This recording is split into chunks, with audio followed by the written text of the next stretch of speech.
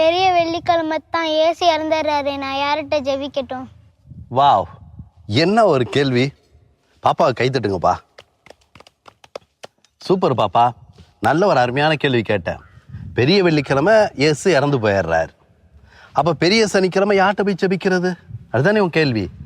இயேசுனாரே இல்லையே, இயேசுநாதன் இறந்து போயிட்டாரே. இப்போ நான் யார்கிட்ட இப்போ ஜெபிக்கிறது பெரிய சனிக்கிழமை? எப்படியா இப்படிலாம் சிந்திக்கிறீங்க? பிரமாதம். என்ன செய்யலாம்? ஒரு நாள் லீவ் விட்டுருவோமா ஜெபம் பண்ணுறதுக்கு? பெரிய சனிக்கிழமை லீவு, யாரும் ஜெபம் பண்ண வேண்டாம். ஓகே? அப்படிலாம் கிடையாதுயா. உங்களுக்குலாம் ஹாப்பி பர்த்டே கொண்டாடுறீங்க தானே? வருஷம் வருஷம் வருதா இல்லை ஒரே ஒரு தான் வருதா? வருஷம் வருஷம் வருதுல்ல. அப்போ நீங்கள் வருஷம் வருஷம் ஹாப்பி பர்த்டே கொண்டாடுறீங்க, வருஷம் வருஷம் கேக் வெட்டுறீங்க, வருஷம் வருஷம் செலிப்ரேட் பண்ணுறீங்க தானே?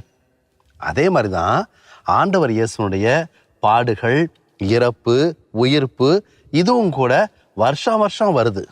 சரியா? இதை ஒவ்வொரு வருஷமும் நம்ம நினைவு கூர்ந்து அதை கொண்டாடுறோம். அதனால் இயேசுனார் இறந்து போயிட்டாரு, அப்போ நம்ம திருப்பி ஆட்டை ஜெபிக்கிறது அப்படிலாம் கிடையாது.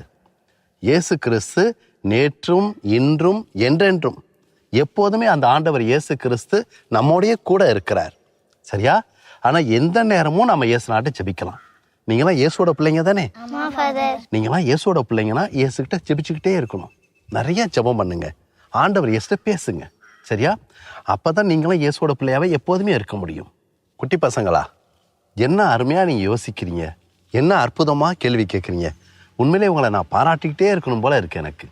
இதே மாதிரி அற்புதமான கேள்விகளை நல்லா யோசிச்சு வந்து கேட்குறீங்க. எவ்வளோ கேள்வி வேணாலும் கேளுங்க. சரியா?